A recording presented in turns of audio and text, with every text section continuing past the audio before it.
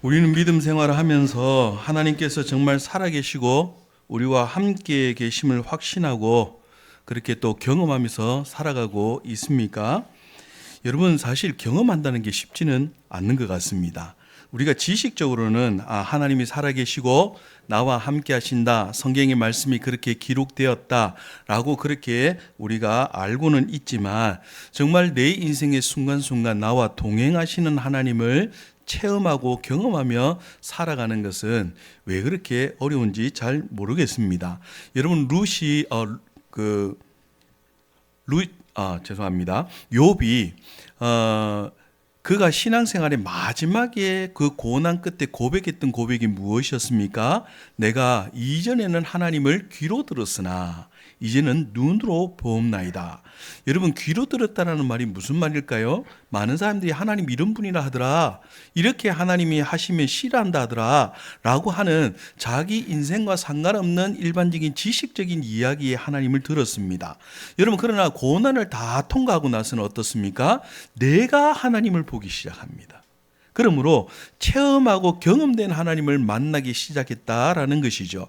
여러분, 그러므로 우리가 하나님을 체험하고 하나님과 동행하심을 경험하며 살아간다라는 것은 정말 내가 그런 모습의 신앙생활을 해야 가능하다라는 것이죠. 여러분, 실제로 이야기하면 내가 왜 하나님을 경험하지 못할까요? 사실은 하나님을 경험할 수 있는 환경을 한 번도 들어가 보지 않았기 때문에 그래요.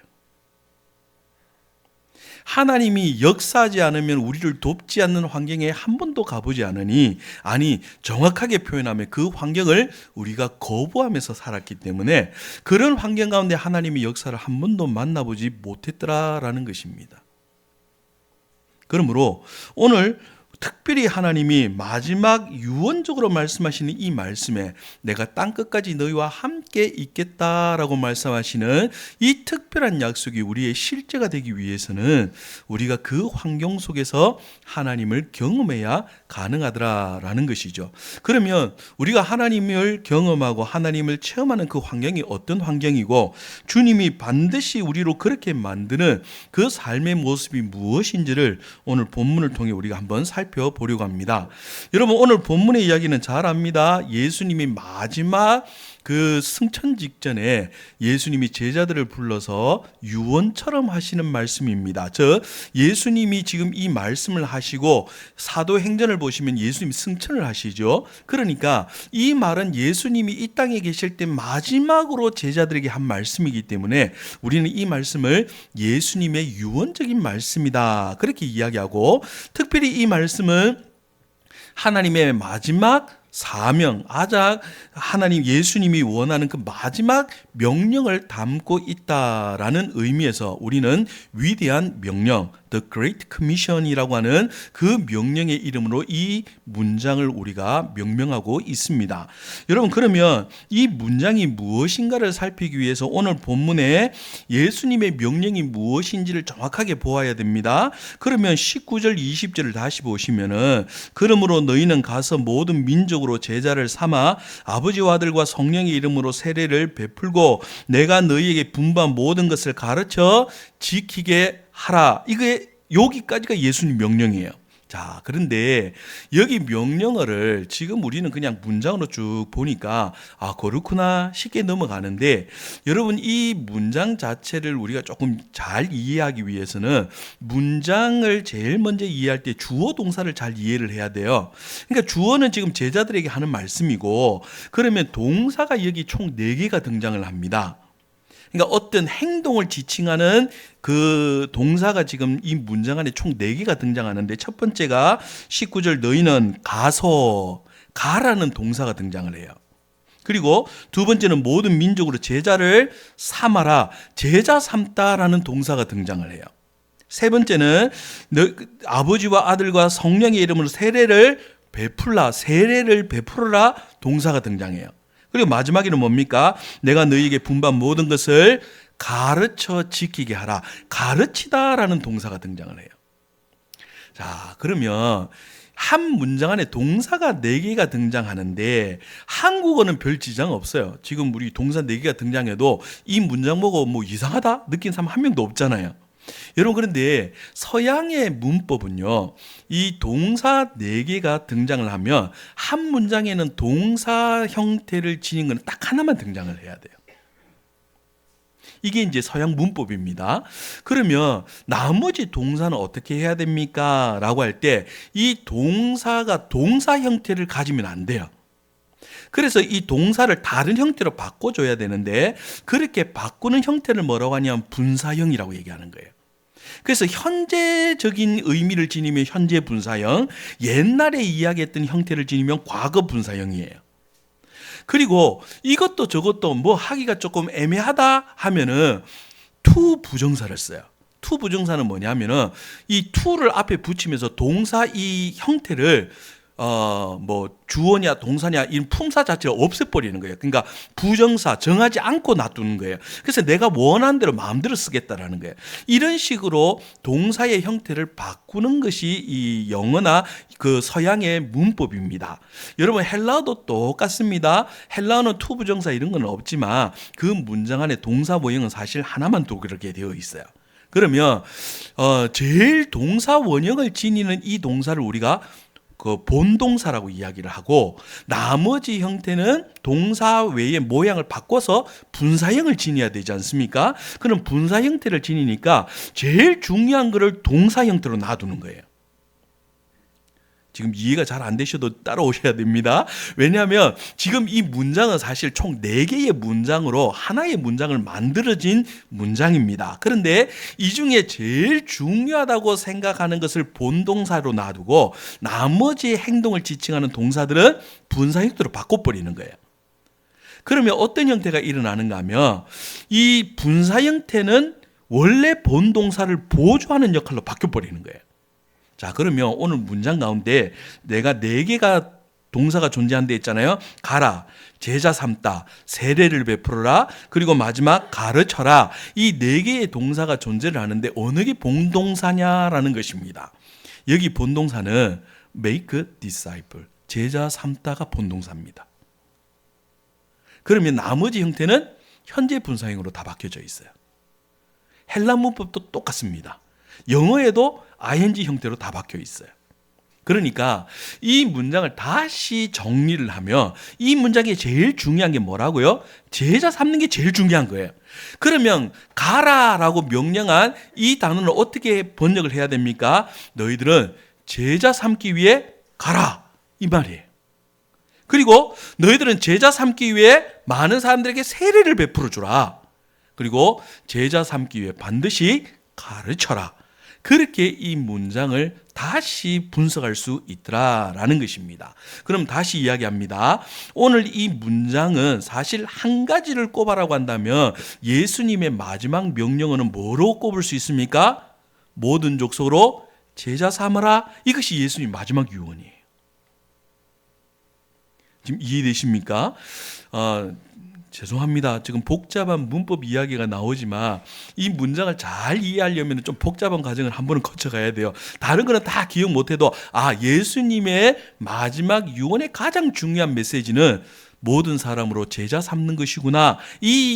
이것은 머릿속에 딱 기억을 해두시면 될 것 같습니다. 예수님이 제자들에게 마지막으로 유언과 같이 하신 말씀은 제자를 삼아라 라는 것입니다. 그러면 우리 속에 질문이 생기는 거예요. 예수님이 제자를 삼다 할 때 그 제자는 무슨 의미입니까? 예수 믿는 게 제자입니까? 아니면 특별한 의미가 있습니까? 여러분, 당연한 이런 질문이 생기지 않습니까?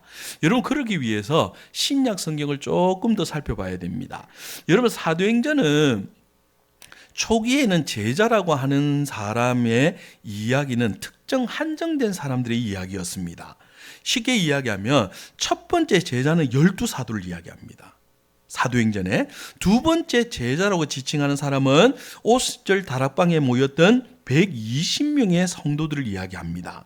그런데 사도행전 5장 6장을 건너가기 시작하면서 많은 사람들이 예수를 믿고 돌아오기 시작하는데 그 사람들을 통칭해서 제자라고 불렀습니다. 그래서 그날에 제자의 숫자가 3,000이나 더하였더라. 그러니 신약 성경은 예수 믿는 사람을 제자라고 통칭하고 있고 넓은 의미에서 사용하고 있다라는 걸 금방 이해할 수 있습니다. 그러니까 여러분들 예수 다 믿으시면 여러분들은 누굽니까? 제자입니다. 그런데 복음서는 조금 달라요. 복음서는 예수님 앞에 나오는 사람을 딱 두 부류로 구분을 하는 거예요. 그럼 한 부류는 무엇이냐라고 하면은 무리라는 부류가 있고요. 한 부류는 제자라는 부류가 있더라는 거예요. 여러분, 그러면 이 두 부류가 차이가 있습니까? 놀랍게도 차이가 있어요. 예수님의 말씀을 듣고 특별한 사역 때 무리가 다 있었습니다. 마태복음 5장에 우리가 잘 아는 것처럼 산상보훈이 등장을 하는데 그때 많은 무리들이 예수님을 찾아옵니다. 그래서 그 무리를 보시고 예수님이 산에 올라 앉으셨습니다. 그러자 제자들이 나옵니다. 그리고는 예수님이 입을 열어 가르쳐 가라사대 복이 있도다 심령이 가난한 자들아 하면서 예수님의 산상보훈이 시작이 되는 거예요. 여러분, 그러니 예수님의 말씀을 듣는 것은 무리도 들었고 제자도 들었습니다. 여러분, 병자들이 있을 때도 무리라고 지칭을 합니다. 그래서 많은 무리들이 각색 병자를 데리고 예수님께 나오니 예수님이 안수해서 그 병자를 낫게 하셨습니다.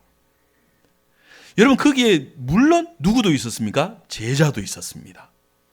그런데 제자만 지칭한 데가 복음서에는 따로 있어요. 어디냐면 예수님이 어느 날 사람들이 모였는데 거기에 비유를 말씀하기 시작합니다. 어느 한 사람이 씨를 뿌리러 나갈새 더러는 길가에 떨어지고 더러는 가시밭에 떨어지고 더러는 돌짝밭에 떨어지고 또 더러는 옥토에 떨어짐에 많은 결실을 거두게 되었다. 많은 사람들이 무리들은요 이 말씀을 듣고 너무 행복하다 박수치고 집으로 돌아갔습니다. 근데 제자들은 어떻게 합니까? 예수님께 나와서 예수님 그 비유의 뜻이 무엇입니까? 라고 물어요. 그래서 예수님 뭐라 하십니까? 이 비유가 너희들에게는 아는 것이 허락되었으나 사람들에게는 허락되지 아니하였다. 그러므로 천국은 이와 같다라고 말씀하시면서 그 천국 비유의 해석을 하기 시작합니다. 길가에 떨어졌다라는 것은 그 떨어지는 씨앗은 말씀이요 뿌리는 자가 있어서 그 말씀을 뿌리는데 길가에 떨어졌다는 것은 마음이 굳어 그 마음 씨앗이 땅에 하나도 떨어져 심겨지지 않아요. 새들이 와서 그것을 먹어버렸으니 악한 자가 와서 그 말씀을 빼앗아 갔다. 그런데 돌짝밭에 떨어졌다는 것은 그 말씀을 기쁨으로 받았으나 그 말씀을 내리는 뿌리가 약해서 곧 말라 죽어버렸다. 그리고 가시밭에 떨어졌다는 것은 말씀을 듣고 뿌리도 내리기 시작했는데 그 가시에 찔렸다라는 말은 재리와 세상의 유혹이 올 때 넘어지는 자였다. 그러나 옥토는 하나님의 말씀을 기쁨으로 받고 열매를 거두어서 100배, 30배, 60배의 결실을 맺었다. 여러분, 이 해석은 누구만 들었어요? 제자만 들었어요. 복음서는 무리와 제자를 구분합니다. 근데 신약의 사도행전은 넓은 의미에서 예수 믿는 사람을 전체를 제자라고 이야기하더라라는 것입니다. 자, 그러면 현재로 와서 우리는 이 부분을 어떻게 이해를 해야 될 것인가 라는 부분입니다. 기본적으로 예수를 믿고 따라가는 사람은 다 제자입니다. 이건 분명합니다. 그런데 똑같은 제자라 할지라도 하나님의 뜻과 하나님의 말씀 앞에 씨름하는 제자가 있고 그렇지 않는 제자도 있더라라는 거예요. 그럼 이 주님은 지금 제자를 삼아라라고 하는 말씀을 우리에게 하실 때 어떤 제자를 말씀하실까요? 말씀에 씨름하는 제자를 이야기합니다. 왜 그렇습니까? 마지막에 가르쳐 지키게 하라고 했잖아요. 그러므로 이 제자는 단순히 예수님 믿고 천국 가니 나는 됐다 이제 끝 하고 지내는 그런 제자 이야기 아니에요. 주님이 우리에게 명령하시는 것은 예수를 믿고 그 믿은 상태에서 하나님 말씀 앞에 고민하고, 제자들은 예수님의 제자들 어땠습니까? 그 뜻을 모르면 주님 앞에 와서 물었어요. 이 뜻이 무엇입니까? 왜 하나님은 누룩이라고 표현하십니까? 제자들이 찾아와 물었어요. 그러니까 예수님이 가르치다가 너무 답답해서 뭐랍니까? 아직도 깨닫지 못하느냐? 무슨 말이에요? 제자들이 못 알아들을 때도 있었다라는 거예요. 그러나 주님은 끊임없이 그 이야기를 말씀하시고 너희들이 이 말씀 앞에서 씨름하고 고민하며 주를 쫓아오는 그 사람들을 지칭하며 예수님이 뭐라고 하십니까? 제자라고 표현한 거예요. 그런데 여러분, 이 제자들이 다 주님을 쫓아갔는가? 꼭 그것도 아닙니다. 어느 날 주님이 이 제자를 삼기 위해 한 사람을 찾아가더니 이렇게 이야기합니다. 너는 나를 쫓아라. 그렇게 이야기하자 그 제자가 뭐라고 이야기합니까? 예, 내가 주님을 쫓겠으나 내 아버지가 지금 편찮은데 이 아버지의 장례를 치르고 그 다음에야 주님을 쫓겠습니다. 그렇게 이야기해요. 그래서 예수님 뭐라 하십니까? 쟁기를 잡고 뒤를 돌아보는 자는 하나님 나라에 합당하지 않다. 제자라고 다 주님을 쫓아간 것은 아니었습니다. 다 성공한 것은 아니었습니다. 그럼에도 불구하고 하나님을 끝까지 말씀 앞에 씨름하고 고민하며 쫓아가는 그 제자, 그 제자를 만들어라. 주님이 그렇게 명령하고 계십니다. 사랑하는 성도 여러분, 그러므로 우리는 이 말씀 앞에 먼저 우리 자신을 돌아봐야 됩니다. 여러분들은 제자십니까? 진짜 주님 쫓아가는 제자 맞습니까? 말씀이 우리 가운데 내렸을 때 그 뜻을 알지 못하면 하나님 이 뜻이 무엇입니까? 이 뜻대로 사는 것이 어떤 삶입니까? 고민하며 하나님 앞에 묻고 씨름하고 계십니까? 아니면 그냥 좋네 하고 지나가 버리십니까? 여러분, 많은 무리들은 하나님 말씀을 들었습니다. 그러나 그게 무슨 뜻인지 모르고 그냥 듣는 것이 좋아서 그냥 지나갔습니다. 제자들은 그 뜻을 모르면 주님께 늘 와서 물었습니다. 주님, 그 뜻을 해석해 주십시오. 우리가 말씀대로 살려면 어떻게 살아야 되는지 가르쳐 주십시오. 그렇게 주님 앞에 나오는 참제자, 여러분, 우리는 그 참제자가 맞습니까? 아니면 무리 가운데 속해 있습니까? 더 나아가서 주님은 그런 제자를 만들라라고 말씀합니다. 여러분, 우리가 복음을 전하지만 좁은 의미에서 복음은요, 복음을 전한다라는 것은, 전도라는 것은 예수님 믿으라고 전하는 것까지 전도입니다. 근데 넓은 의미의 제자는, 복음 전파는요, 그 사람이 제자 될 때까지 데리고 오는 거예요. 그러니까 전도하고 그 다음 나 몰라라 하시면 안 돼요. 그 사람이 잘 예수 믿도록 계속 도와줘야 돼요. 여러분, 이 의미까지 다 전도가 되는 거예요. 그러므로 교회 안에 우리가 새가족부도 있고 여러 부서들이 있는데 그 새가족들이 교회에 정착하며 예수님의 제자가 되기 위해 서로 도울 때, 우리가 비록 복음을 나가서 전하지 않는다 할지라도, 여러분 그렇게 또 부족한다 할지라도, 우리가 그런 사람들을 끝까지 예수 믿게 만드는 모든 삶을 하나로 보면 그게 다 무엇이라고요? 복음 전파라는 거예요. 넓은 의미에서는. 그러나 또 좁은 의미에서는 내 입으로 반드시 예수 그리스도를 증거하는 삶을 살아가는 것까지 복음 전파다라는 사실을 기억하고, 이 모든 과정이 뭘 만드는 것입니까? 예수님의 제자를 만드는 과정이다라는 사실을 꼭 기억하며 여러분들이 주님의 제자로 세워지기를 간절히 소원합니다. 여러분, 그러면 또 하나, 그 제자를 만드는데 누구를 제자로 만들 것인가? 누구에 대한 문제입니다. 그래서 다시 성경을 보시면 예수님이 이렇게 말씀합니다. 19절, 그러므로 너희는 가서 모든 민족을 제자로 삼아라. 모든 민족을 제자로 삼아라. 여러분, 그래서 이 민족이라는 개념 때문에 조금은 선교학적인 복잡한 이야기가 이제 사실 나오기 시작합니다. 원래 처음에는요, 나라를 전파하는 거로 생각을 하고 이제 선교사라는 의미를 가지게 되었었습니다. 여러분, 그런데 이 선교라고 하는 것이 나라라고 하는 개념 안에 그 복음을 전파하여 그 나라에 교회가 세워지면, 여러분 자생적 예배 공동체라고 얘기하는데, 선교학에서는 그 말은 지금 일반적으로 처음에는 선교사가 가서 교회를 세우고 거기에 예수 믿는 사람들이 생기지 않습니까? 그러면 자생적이라는 말은 이 선교사가 없어도 계속해서 목사가 나오고 그곳에서 예수님을 영접하고 예배하는 일들이 저절로 일어나는 그런 공동체를 자생적 기독교 공동체라고 얘기합니다. 그럼 대한민국은 어떻습니까? 자생적 기독교 공동체입니다. 왜 그렇지요? 이미 신학교가 존재하고 그곳에서 목사도 양육하고 전사님도 양육하고, 그래서 교회 안에 선교사가 더 이상 안 들어와도 우리 안에 목사가 세워지고 교회가 개척되고 예배를 드리고 있잖아요.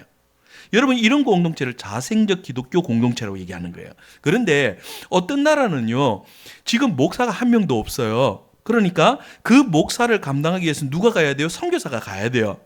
그래서 선교사가 그곳에서 예수 믿는 사람들을 모아서 예배를 드립니다. 그런데 기독교 공동체는 만들었지만 이 공동체는 자생적 공동체는 아니에요. 지금 이해되십니까? 왜냐하면 선교사가 없으면 당장 교회는 문 닫아버려요. 그렇죠? 그래서 이곳에서 다시 새로운 뜨거운 헌신을 가진 사람이 스스로 목사가 되는 사람들이 생겨나고, 그래서 선교사가 철수를 해도 그 교회가 계속 유지될 수 있는 자생적 기독교 공동체를 만들어질 때, 그때를 우리가 복음화가 됐다라고 이야기하는 거예요. 지금 이해되십니까?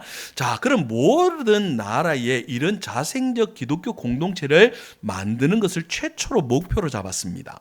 근데 그렇게 하다가 보니까 나라 속에 다양한 민족이 존재하는 것을 보게 되는 거예요. 그러니까 중국 같은 경우는 어떻습니까? 중국의 메이저 그룹은 누구예요? 한족이에요. 그렇죠? 한족입니다.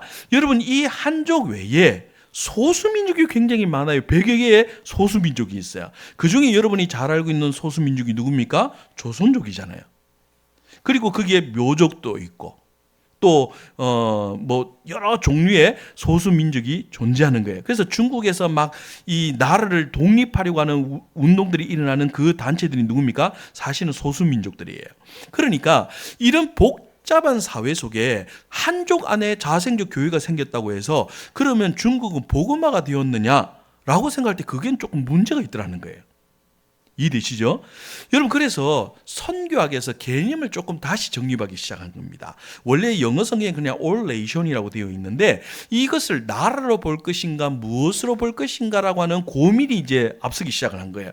그래서 선교학자들이 고민을 하다가 이 개념은 나라의 개념이 아니고 민족의 개념으로 보아야 된다. 즉 쉽게 이야기하면 예수님이 마태복음 24장에 가시면 천국 복음이 모든 민족에게 전파되리니 그제서야 끝이 오리라 라고 말씀하셨잖아요. 그러면 그 민족이라고 하는 all nation을 우리가 어떻게 번역하는가? 그 나라들마다 교회가 세워지면 예수님이 오시는가? 라고 할 때 그것은 조금 우리가 생각해도 무리가 있더라는 거예요. 그래서 어떻게 판단을 하고 그 개념을 잡았냐면 민족 개념으로 그 네이션 개념을 바꿔버린 거예요. 약간 고대적인 개념으로. 그래서 이제 이 땅에 국가 숫자 말고 민족의 숫자가 몇 명이 있는가를 헤아리기 시작한 거예요. 그렇게 헤아렸더니 지금까지 밝혀진 숫자는 17,425개 피플 그룹이 존재합니다. 민족 그룹이 존재하는 거예요. 그 중에 대한민국은 한민족이죠. 한족, 한민족 다릅니다. 우리는 한민족이라고 얘기해요. 그런데 여러분, 우리 대한민국이 한민족 단일 국가, 단일 민족이라고 얘기했는데 지금은 아닙니다. 30년 전에 유엔이 대한민국을 향해 그렇게 이야기했습니다. 너가 이제 다민족 국가다. 한민족 국가 아니다. 그렇게 이야기했어요. 그리고는 유엔이 우리 대한민국을 향해 이야기했습니다. 그러니까 너희들 다민족 사회를 만들자면 너가 굉장히 위험하다. 그렇게 경고했었어요. 그런데 아직까지 우리나라가 다민족 국가의 개념이 많이 약해요. 그래서 다른 민족에 대한 개념이 굉장히 배타적이고 약한 것이 분명한 사실이고 그것 때문에 인권 문제가 지금도 계속해서 일어나고 있는 것도 사실입니다. 어쨌든 한 나라 안에 그런 민족들이 있는데 그러면 그 민족들마다 복음화가 일어나야 된다는 거예요. 이해되시죠? 그래서 이제 선교학자들이나 많은 인류학자들이 이제 고민을 하다가 그러면 이 민족들 중에 복음화된 민족, 복음화되지 않은 민족을 이제 구분하기 시작을 하는 거예요. 그래서 자생적인 교회가 만들어지려면 적어도 한 10% 정도는 예수를 믿어야 돼요. 10% 정도는. 그러면 그렇게 이제 나눠서 쭉 살피면서 복음화가 아직 안 된 민족을 여러분 뭐라고 이야기하는가 하면 다 들어보셨습니다. 미전도 종족이라고 얘기하는 거예요. 아직 전도되지 아니하는 종족, 이 민족이다. 그런 의미에서 미전도 종족이라는 용어를 쓰기 시작했고 그 용어가 여러분 지금 잘 알고 있는 우리 선교적인 용어인 거죠. 여러분 지금까지 이제 그러면 0.1% 그러니까 그 민족 안에 0.1%, 즉 자생적 교회는 고사하고 선교사가 교회도 제대로 세우지 못하는 민족은 총 몇 개가 있습니까? 라고 할 때 지금까지 조사한 바로는 약 4,500개 종족이 아직은 교회도 세워지지 않은 종족으로 남아 있더라라는 것입니다. 그래서 많은 선교는 지금 어디를 향하고 있습니까? 여기 4,500개의 종족에게 향해져 있습니다. 선교는요, 예수님의 재림과 연관이 있어요. 왜냐하면 지상명령을 완수하면 그 끝에 결과론적으로 어떤 일이 임합니까? 예수님이 재림이 임해요. 그러니까 선교는 굉장히 종말론적이에요. 그래서 마지막 주님의 이 명령하신 지상가업을 완수하기에 우리는 끊임없이 그 마지막 전도를 종족을 밟히며 거기에 복음을 전하는데, 이렇게 크게 밖에서 들여다보니까 이 복음이 서진을 하기 시작하는 거예요. 그래서 처음에 복음의 시작은 어디입니까? 예루살렘에서 시작해서 온 유대에 퍼지기 시작했고, 이 복음이 서진을 하면서 로마로 건너가기 시작했습니다. 처음에 원래 바울이 2차 전도 여행 때 어디로 가기를 원했어요? 소아시아로 가기를 원했어요. 동진하기를 원했어요. 근데 성령님이 그걸 막으셨어요. 그렇죠? 그래서 흘러가다가 유럽의 관문도시인 그 지역으로 흘러가지 않습니까? 마게도니아 지방에서 처음으로 예수 믿은 사람이 누구였습니까? 여러분 잘 알고 있는 자주장사 루디아 아닙니까? 여러분, 그래서 이 복음이 유럽을 점령하기 시작했습니다. 그리고 바울이 가만히 생각하니 땅끝은 유럽의 땅끝이라고 생각하는 스페인이 땅끝이었어요. 성경에는 스바나라고 기록되어 있는 곳입니다. 그래서 그 스페인까지 복음을 전하러 갑니다. 그런데 바울의 가슴속에 여기에 복음이 전거되면 주님이 오실 줄 알았어요. 그런데 어느 순간 유럽을 관통했던 이 복음이 머물러 있다가 저 신대륙이 발견을 하면서 마지막 그 청교도들을 그곳에 다 배에 실어서 보내버립니다. 너희들 신앙생활 똑바로 하려면 거기 가서 너희들 믿고 싶은 대로 믿어라. 왜냐하면 영국은 국교 사회이기 때문에 이 개신교적인 모습을 그대로 받아들이기가 어려웠어요. 그래서 그들이 너희들이 신앙생활 똑바로 하려면은 이런 국교적인 모습 그거 배제하고 진짜 예수 믿으려면은 너희들이 그곳에 가서 예수를 믿으라 해서 거기에 청교도를 실어서 아메리카로 보내게 되었고, 그곳에서 복음이 또 증거되기 시작했습니다. 복음이 서쪽으로 갔죠. 거기서 복음을 전하다가 이제 또 선교사들이 20대 젊은이들이 우주승처럼 일어나서 아직 복음을 모르는 나라가 어디 있는가를 찾기 시작했고, 그 나라가 바로 극동아시아인 대한민국이었어요. 여러분, 그래서 수많은 사람들이 대한민국으로 오고 중국으로 가고 필리핀으로 가고 인도로 가고 복음을 전했는데 처음에 꽃을 피운 나라가 대한민국이었습니다. 여러분, 이제 이 복음이 중국을 지나고 지금 인도와 그 말레이시아나 이런 지역을 지나가고 있습니다. 그곳에는 지금도 예수를 정말 뜨겁게 믿고 있습니다. 우리는 좀 시들한 감이 있잖아요. 성교학적으로 그렇다라는 거예요. 그러다 보니 지금 지나가다가 서진하다 지나다가 견고한 진에 부딪히기 시작합니다. 즉 견고한 성에 부딪혔다라는 거예요. 그 지역이 어디입니까? 모슬렘권이었어요. 그러나 여러분 알다시피 모슬렘권도 지금 여러분이 생각하는 것보다 훨씬 많은 복음화율이 일어나고 있습니다.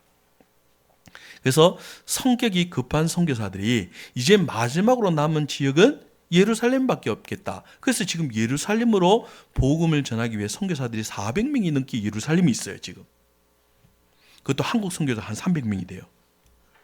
한국 사람들 어쨌든 성길이 급해요. 여러분, 그렇게 지나가다 보니 복음이 서진에서 마지막으로 그리 가는구나.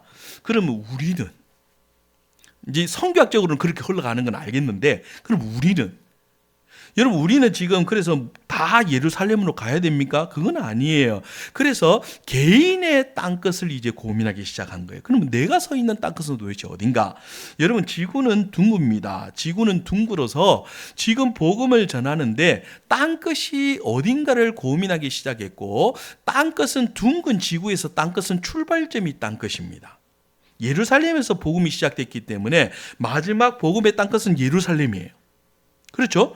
그런 의미에서 바라보니 개인의 땅끝도 존재한다라는 생각을 하게 되었고, 개인의 땅끝은 내가 살고 있는 이 땅이 선교의 땅끝이 되더라라는 것입니다. 그러므로 우리는 멀리 해외나 또 다른 곳으로 가서 복음을 전할 문제가 아닙니다.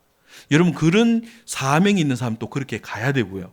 그러나 그렇지 못한 경우는 내가 머물러 있는 이 대한민국, 이 독산동, 여러분이 살고 있는 그 지역이 여러분의 땅끝이 되어서 그곳에 주의 복음을 전하고 있으면 모든 사람의 복음이 완전하게 전해 주님이 오실 때 각자의 땅끝에서 주님을 만나게 됩니다.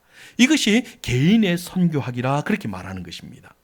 사랑하는 성도 여러분, 이제 복잡한 이야기는 이제 지나가고, 그러면 내가 있는 이곳에서 주의 복음을 전하는데 모든 민족이기 때문에 이제는 민족의 개념이 별로 없어요. 우리나라는 이제 한국 국적을 지닌 사람이 한민족도 있지만 다른 민족 사람들도 많아요. 귀화가 많이 일어났잖아요. 그러니까 이 사람들도 다 우리의 민족이고, 그러다 보니 모든 민족에 복음을 전한다는 말은 내 주변에 있는 모든 사람에게 복음을 전하여 예수의 제자를 만드는 것이 우리의 사명이더라라는 것입니다.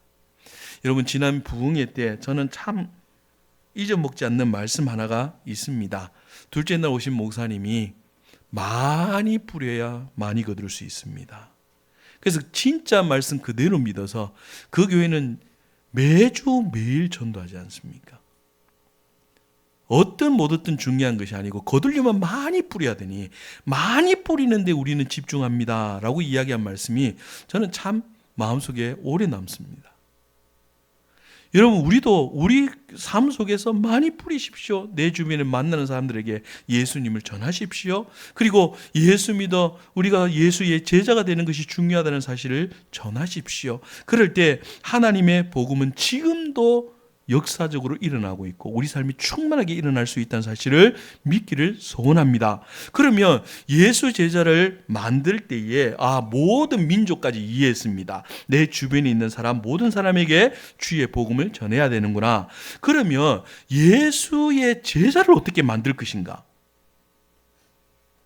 중요하잖아요. 첫 번째, 예수의 제자를 만들기 위해 우리는 어쨌든 나가야 되잖아요. 나가야 됩니다. 가만히 있으면 예수 제자 아무도 안 됩니다. 나가야 됩니다. 어디까지 가야 됩니까? 모든 민족에게 가야 됩니다. 그 모든 주변의 사람들에게 예수를 전하기 위해 가고 그 사람을 만나면 예수 제자 저대로 되든가요? 아니더라는 거예요. 그래서 예수의 제자를 만들기 위해 세 번째 필요한 게 무엇입니까? 가르쳐 지키게 하라. 가르쳐야 됩니다. 뭘 가르칩니까? 하나님의 말씀을 가르쳐야 됩니다.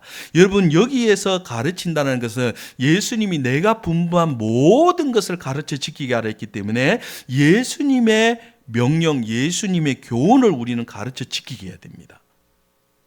결론은 성경이죠. 여러분, 그러면 하나님의 말씀을 그들에게 가르칠 때 그들이 진짜 예수의 제자가 되더라라는 것입니다. 그럼 그 사람들 데리고 성경 공부해야 됩니까? 사실은 맞죠. 사실은 맞죠. 그러나 지금 당장 그 사람 불러놓고 성경 공부합시다 하면 누가 합니까? 아니잖아요.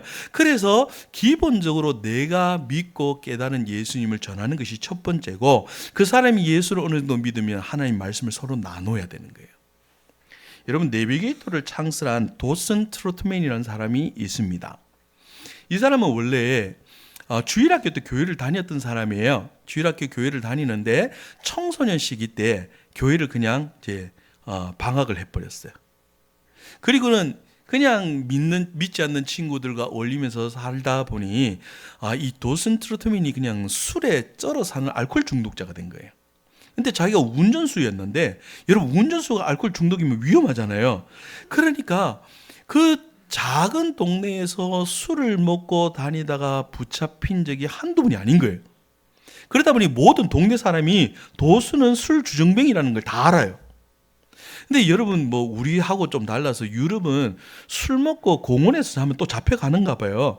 그러니까 어느 날 이 도순이 이제 성인이 되어서 이제 술에 또 거하게 취해가지고 이 공원을 다니다 거기 잠이 들었는데, 아니나 다를까 누가 신고해서 경찰이 찾아온 거예요. 그리고는 경찰이 도순을 데리고 또 경찰서로 데리고 갑니다. 그래서 그 경찰차를 타고 그가 잡혀가는 순간 옛날에 자기가 주일학교 때 배웠던 기도가 생각이 난 거예요. 그래서 자기도 모르게 기도를 합니다. 하나님, 한 번만 나를 경찰서에 들어가지 않고 살려주시면 내가 다음 주부터 교회를 잘 다니겠습니다 라는 기도가 자기도 모르게 툭 터져 나온 거예요. 그런데 한참 가는데 이 경찰차가 경찰서로 가는 게 아니고 도슨 집 앞으로 딱 가는 거예요. 그리고는 경찰이 거기 앞에 세워서 작은 동네이기 때문에 그 경찰이 도슨을 잘 아는 거예요. 그래서 이렇게 이야기합니다. 도슨, 너 평생을 이런 모양으로 살 거야? 내가 한 번 봐줄 테니 다시는 그러지 않으면 좋겠다고. 그러면서 도슨을 집 앞에 내려주는 거예요. 여러분, 그럼 그 다음 주에 도슨이 교회를 가야 되잖아요. 안 간 거예요. 안 가고는 그냥 이렇게 생활을 똑같이 하다가 어느 날 차를 운전하는데 자기가 교회 가야 된다라는 기도했던 생각이 자꾸 나는 거예요. 그래서 안 되겠다, 교회를 한번 가야 되겠다 굳게 결심하고 어느 날 자기가 옛날에 다녔던 교회를 출석을 하게 됩니다. 그랬더니 깜짝 놀란 거예요. 많은 사람이 도슨이 왔다고 박수를 막 치는데 거기에 주일학교 교사였던 사람이 10년이 넘는 세월을 도슨을 향해 기도하고 있었다라는 거예요. 그러니까 자기가 되게 감동을 받은 거예요. 아, 그러면 내가 신앙생활 이제 다시 해봐야 되겠다라고 생각하고 청년부 모임을 딱 갔는데 그 가는 첫날 청년부의 모임의 행사를 시작했는데 그 행사가 뭐였냐면 다음 주 성경 암송 대회를 한다는 거예요. 그리고는 거기 그 청년부를 담당하고 있는 스태프가 12개의 구절을 주는 겁니다. 그리고 다음 주까지 이걸 다 외워오세요 라고 했습니다.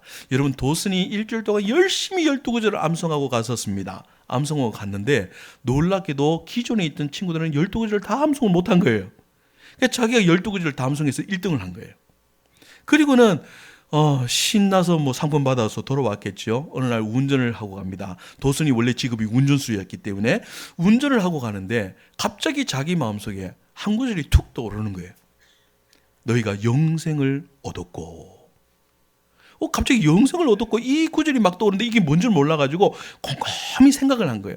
그러니까 자기가 그 외웠던 12구절 안에 이 구절이 있는 거예요. 내 말을 듣고 또 나보시는 이를 믿는 자는 영생을 얻었고 심판에 이르지 아니하나니 이는 사망에서 생명으로 옮겼습니다. 요한복음 12장 12절 말씀, 12장 1절 말씀. 여러분, 이 구절이 딱 떠오르니까 그럼 내 말을 듣는 게 뭔가 고민이 되지 않습니까? 근데 놀랍게 그 12구절이 복음에 관계되는 12구절인 거예요. 그래서 그 10구절을 거꾸로 하나하나 짚어가다 보니 복음이 완성이 딱 되는 거예요.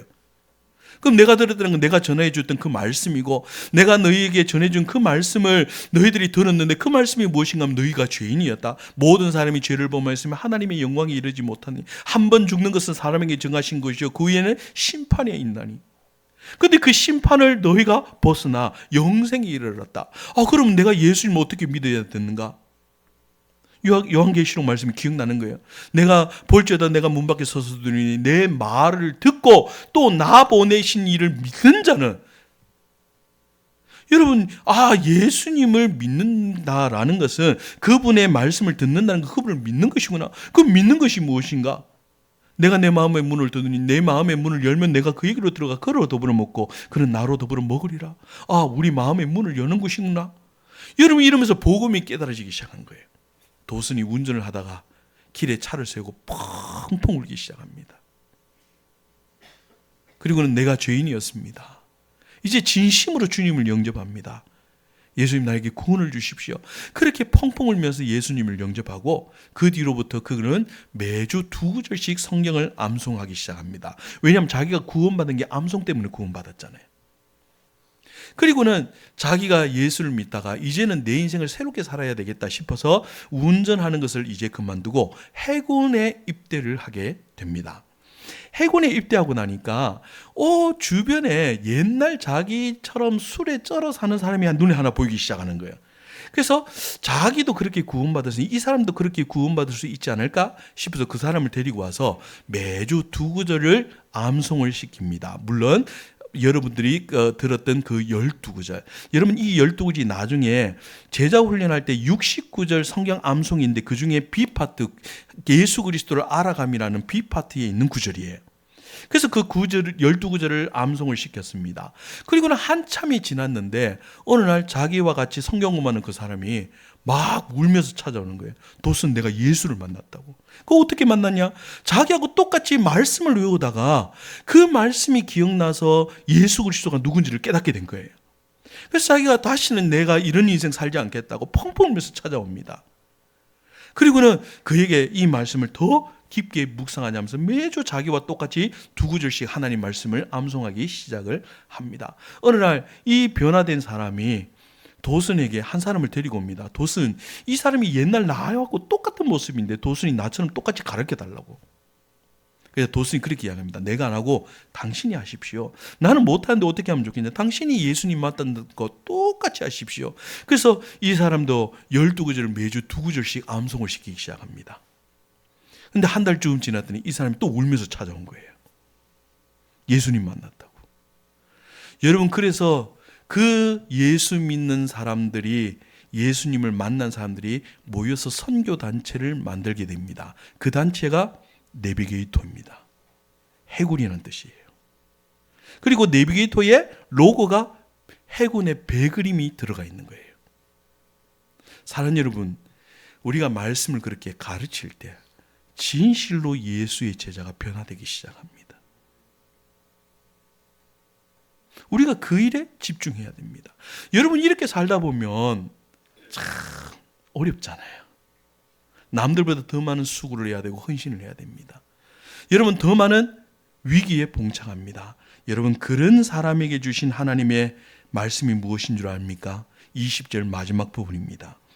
볼지어다 내가 세상 끝날까지 너희와 항상 함께 있으리라. 여러분, 이 구절은요, 특별한 하나님의 경험을 이야기합니다. 특별한 하나님의 임재를 이야기합니다.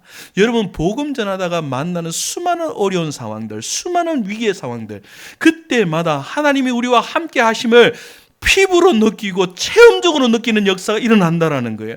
왜 우리가 주님을 만나는 경험이 부족할까요? 여러분, 그 환경 속에 우리가 있지 않았기 때문에 그래요.